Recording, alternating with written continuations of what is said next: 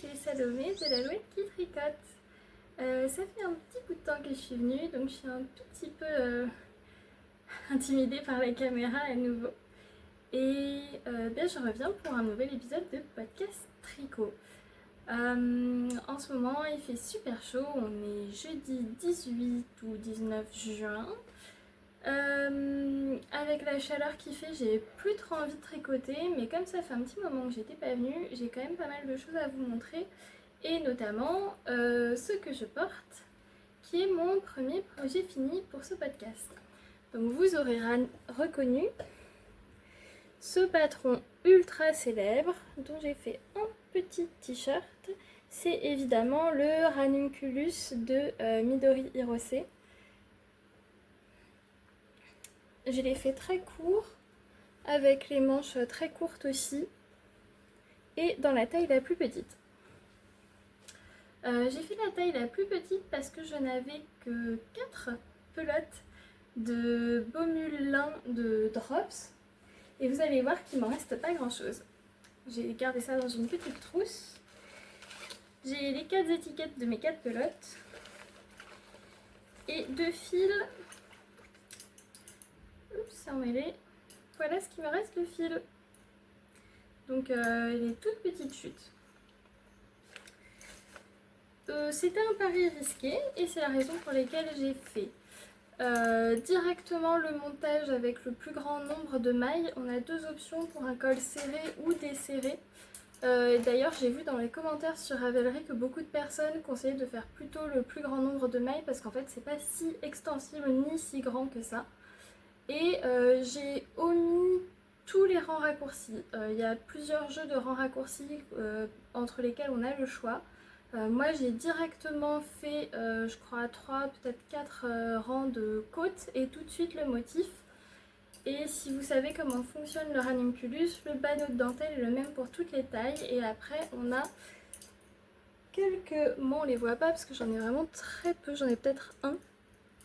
Et normalement on a un jeu ici d'augmentation raglan qui permet là d'ajuster pour les tailles. Donc moi j'ai fait la plus petite taille et j'ai peut-être même retiré des raglans puisque bah, ça passait ici. Et j'ai augmenté par contre, j'ai monté un petit peu de maille pour rattraper la bonne taille par rapport à la largeur de poitrine juste après. Pour les manches j'ai fait un minimum de côte, pareil pour économiser mon fil. Et puis après le jersey, j'ai continué jusqu'à épuiser mon fil en laissant juste assez pour faire 8 rangs de côte-torse.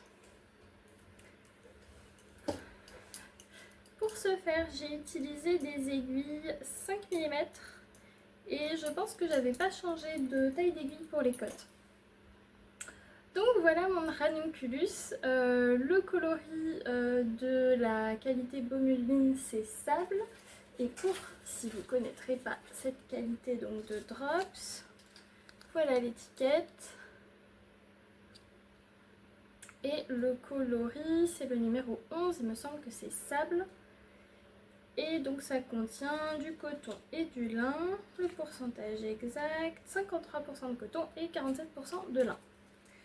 C'est ultra agréable à porter. Comme je vous disais, j'étais en vacances.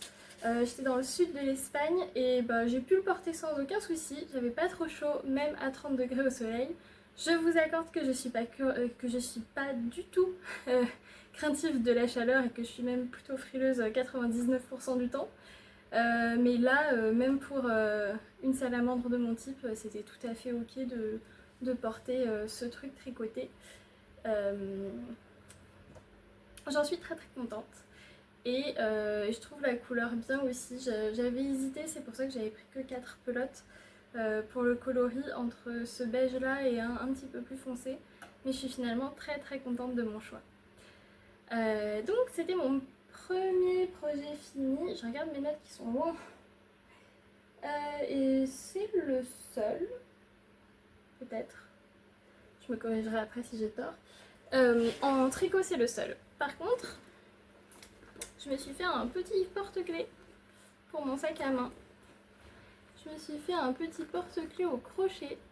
J'ai fait 2 petits citrons, un petit citron vert et un petit citron jaune, chacun avec une petite feuille. Hop. Une petite feuille et une petite fleur. Pareil sur le plus grand. C'est un modèle gratuit que j'ai trouvé sur Insta. J'essaierai de mettre le lien dans la description si je le retrouve, mais c'était en story sur... franchement, je suis tombée dessus par hasard, j'ai pris quelques captures d'écran et je les ai précieusement gardées pour me faire ça. Et je trouve ça trop mignon, et puis le citron c'est un de mes fruits préférés. J'adore, j'adore. Voilà pour mes projets finis. Pour mes projets en cours. Alors, des projets en cours, j'en ai 3 à vous montrer. Le premier, je vais commencer par celui-là. Vous reconnaissez peut-être une laine sur laquelle j'ai beaucoup hésité parce que je la trouve vraiment magnifique, magnifique. C'était un cadeau de mon amoureux pour mon anniversaire. C'est de la Malabrigo Sock dans le coloris Under the Sea. J'ai 3 écheveaux que j'ai mis en cake. Et voilà ce que ça donne tricoté. À chaque fois que je l'ai entre les doigts, je suis obligée de le regarder et de me dire qu'est-ce qu'elle est trop belle cette couleur. Avec, je suis en train de tricoter un début de cardigan et j'ai choisi de faire un cache-cœur en adaptant le modèle Mary Cardigan que j'avais déjà fait en vert. Je vous mettrai une photo. Mais j'ai omis le point de riz double qui caractérise le Mary Cardigan. Au profit donc d'un jersey tout simple qui met en valeur le fil, et je compte faire une finition en tricot double peut-être plutôt qu'en I-cord comme c'est le cas pour le premier, mais ça je pense que je verrai à la fin. Et j'ai prévu de faire les manches ajustées et il me semble que j'ai fait aussi une taille en dessous de la première fois que je l'ai tricoté. Et pareil, une taille d'aiguille aussi en dessous. Je le veux vraiment près du corps, près du corps. Et là, donc c'est tricoté avec du 3 mm, alors que la fois précédente, je suis presque sûre que j'avais utilisé du 3,5. Et j'ai profité d'avoir des petites aiguilles pour les mettre déjà en attente sur les manches d'un côté, un Scooby-Doo de l'autre. Et bah là, ça y est, je suis dans le corps. Je pense que je le ferai assez court lui aussi. Ça devrait aller assez vite, mais avec la chaleur, j'ai pas trop envie de le sortir, même si je suis fan de la couleur à chaque fois que je la vois et que j'ai très très hâte de pouvoir le porter. L'été commence à peine et il s'annonce très chaud, donc le porter ce sera pas tout de suite, le tricoter j'espère que ce sera pas trop long. Un deuxième projet en cours, hop, dans une grande trousse toute neuve. S'il y a des curieux, c'est une boutique parisienne que je trouve magnifique, qui s'appelle En fil d'indienne. J'avais une trousse. Voilà mon deuxième projet en cours. Cet été, enfin ce printemps plutôt, j'ai eu une soudaine obsession pour le blanc. Et avec des restes de laine, je me suis lancée dans un petit cardigan à la façon du Rokiti. Ou du, je crois que c'est le Georges de Colibri by Johanna. Donc c'est 2 modèles qui se caractérisent par des rayures qui alternent un brin de fingering et un brin de mohair, chacun tenu en simple. Donc c'est des rayures qui donnent un effet de transparence. Je pense que vous voyez bien ma main à travers. Je n'ai acheté et suivi aucun de ces patrons parce que je voulais que ce soit une construction en raglan. Et que en raglan, moi c'est assez basique. J'ai repris des chiffres d'un modèle tout simple que j'avais déjà. Et je me suis lancée là-dedans en me disant que je pourrais le porter en réversible. Donc soit avec le dos ouvert, attaché juste avec un petit nœud en I-cord, soit le devant ouvert. Je pense faire des finitions tout autour en I-cord. Je sais pas ce que ça va donner. Mais là, il est en pause parce que je pense que j'étais trop pressée et que j'ai pas donné assez de profondeur et de largeur à mon raglan. Donc il faudrait que je le réessaye et que je vois si je défais un bout. Parce que ce tissu, il est tellement magnifique, le rendu tricoté, que je voudrais pas m'obstiner alors que je vais pas le porter s'il est trop petit. Donc je déferai et c'est pas grave.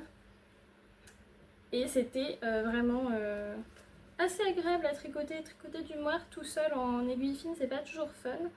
Mais là, ça allait. Puis à ce moment-là, il faisait pas encore trop chaud. Donc pareil, lui aussi, depuis qu'il fait super chaud, il est bien en pause. Et je tricote en aiguille 3,5. Je vous ai dit que c'était des restes de laine. Du coup, la laine, c'est de la Kid Silk de Drops, coloris naturel, je pense. C'est pas le blanc, il y a un blanc plus blanc. Ça, c'est le 01. Et la fingering, c'est de la Flora de Drops, pareil, naturel. Et ça doit être le coloris numéro 1 aussi. C'est ça. Donc la Flora, c'est un mélange 65% laine, 35% alpaca. Et la Kid Silk, c'est 30-70 approximativement, je crois. 30% de soie et 70% de Kid Mohair. Est-ce que j'ai raison? 75-25, j'étais presque. Donc voilà, ça c'est là-dedans. Il me reste un projet en cours que je viens tout juste de commencer. J'ai commencé un projet dans le cadre du France-Cal de Fil de Nuages. Donc si vous ne connaissez pas Éléonore de Fil de Nuages, je suis étonnée, allez la rencontrer sur YouTube. Fil de Nuages, elle a une chaîne YouTube sur laquelle elle parle de ses tricots et sur laquelle elle fait beaucoup de vlogs. Et tous les ans, je crois, elle propose un cal pendant l'été. Et cette année, le thème de son cal, c'est Patriote. C'est tricotons des patrons de créatrices françaises. D'où le jeu de mots France-Cal. Ça a commencé hier, mercredi. Moi, j'ai castonne aujourd'hui. Et j'ai choisi le Cadaquès de Marie-Amélie Design. Non, je crois pas que c'est elle. J'ai choisi le Cadaquès de... Ce sera écrit en bas. Et voilà mon tout petit début. Mon tout petit début, c'est la première bretelle de mon Cadaquès. Et je me complique la vie car je me suis lancé 2 défis à la fois.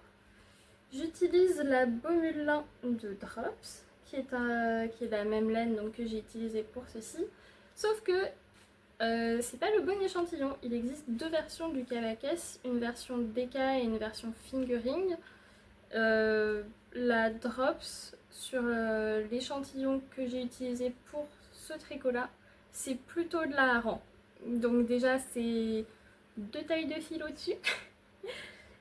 Donc du coup, je vais voir ce que ça donne. J'ai pas vraiment fait l'échantillon, même si pour mesurer l'échantillon, j'ai déjà celui-là.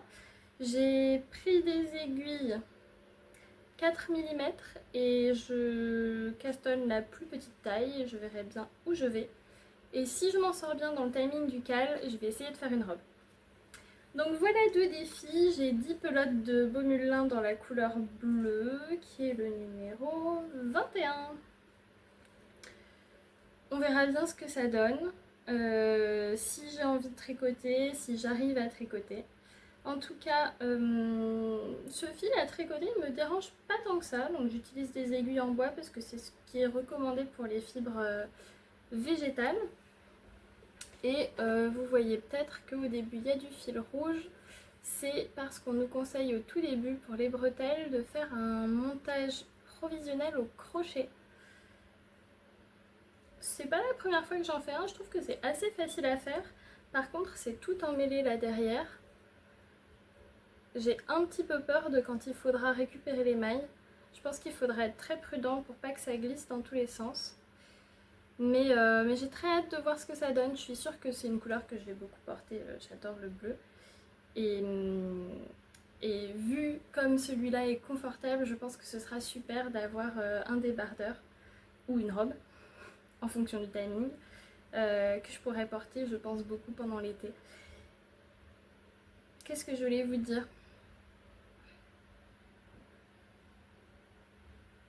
J'ai oublié. Ah oui, Il y a une option dans le Cadaqués pour faire soit un corps droit, soit un corps évasé. Vu que j'envisage d'en faire une robe, je pense que je choisirai l'option évasée. J'ai l'impression d'être allée très vite et d'être essoufflée. Je fais une pause. Pour la suite, je voudrais parler de mes projets à venir, ce que j'envisage. D'abord, je vais vous parler d'un ancien projet que je vous ai montré l'année dernière. C'est celui-là. J'avais tricoté un sonrae de... Je me souviendrai pas de son nom. D'une créatrice qui fait quasiment que des modèles en jacquard comme ça, un petit peu folklorique, très joli, avec des rappels soit sur le manche, soit sur le bas. J'aime beaucoup ces modèles. Et celui-là, je l'avais dans ma librairie depuis très longtemps. Et en fait, j'ai fait un choix qui fonctionne pas. J'ai décidé de faire un très très grand yoke pour avoir une très grande aisance positive, mais de le faire court. Et ben, au porté, ça marche pas du tout. Le fait est que je ne l'ai jamais porté que pour en faire les photos. Je les trouve magnifiques, mais au quotidien, c'est pas du tout pratique. Et même s'il est trop beau, bah, je pense que je vais le défaire et réutiliser le fil. Le fil, c'était de la BC Garn Bio Balance que j'ai acheté il y a un bon bout de temps, je pense, sur Hobby. J'avais pris à l'époque 3 couleurs. J'avais un écheveau de jaune, 2 ou 3 écheveaux de bleu et peut-être 4 écheveaux de blanc. Je sais pas du tout où sont tous ces écheveaux. J'ai trouvé celui de jaune, je sais qu'il me reste un de bleu. Et je me demande ce que je pourrais faire avec ce fil-là. Je pense que ce sera peut-être un t-shirt de mi-saison, un tolsati ou quelque chose comme ça.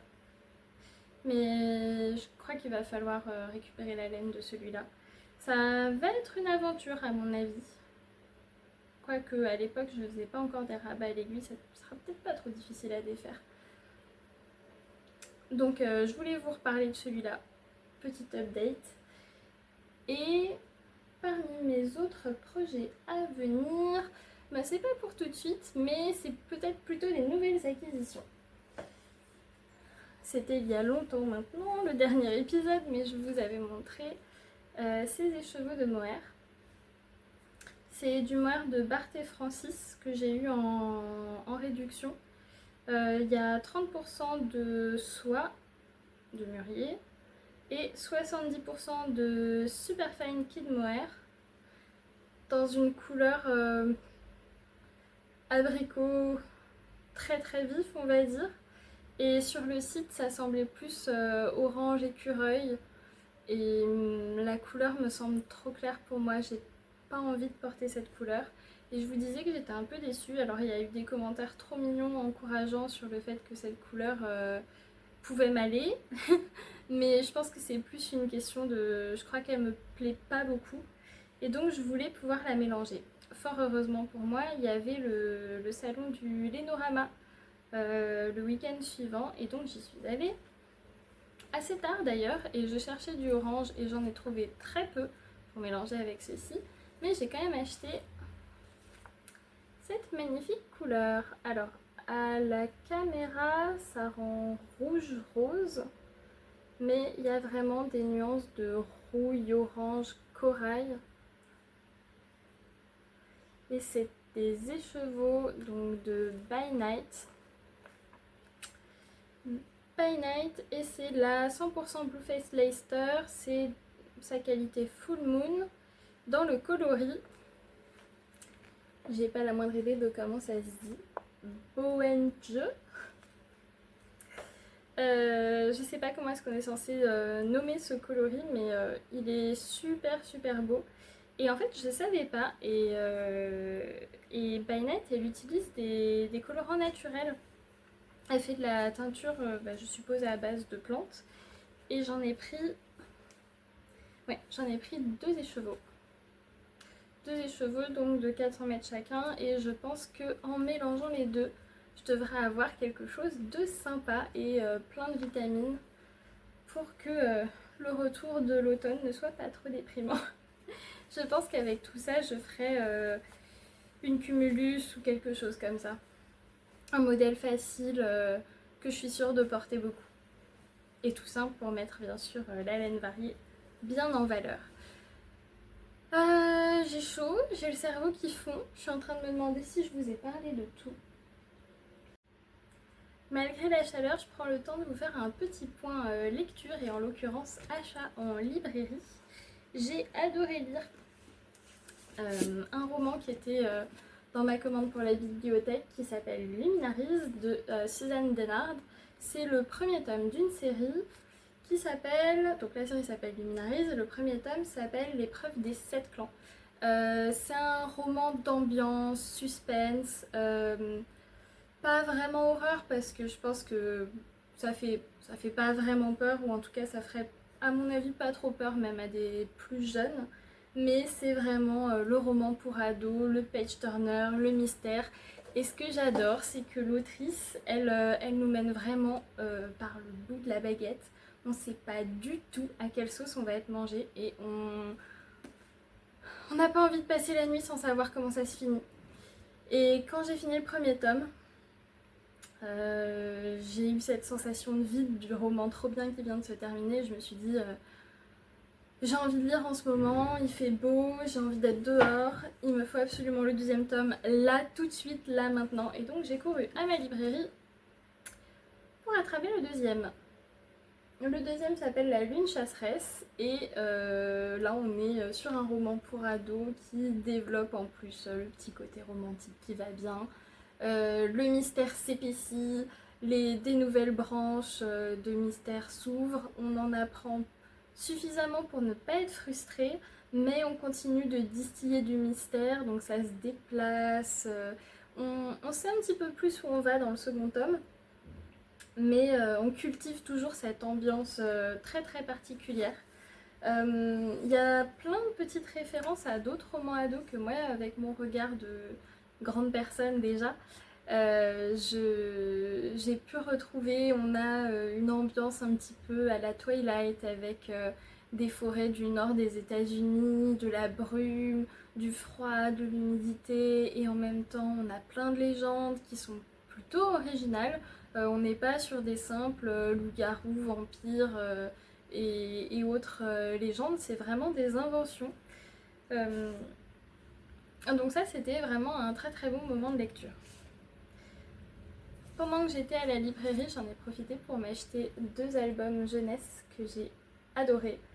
Ils sont juste trop beaux pour les laisser passer. Je vous montre rapidement juste la grenouille qui émet le rouge pour que vous voyez comment ça se passe à l'intérieur. Donc c'est des albums pour les petits, ils sont tout en carton. Et à chaque fois c'est comme un tableau magnifique en duochromie avec juste une petite phrase.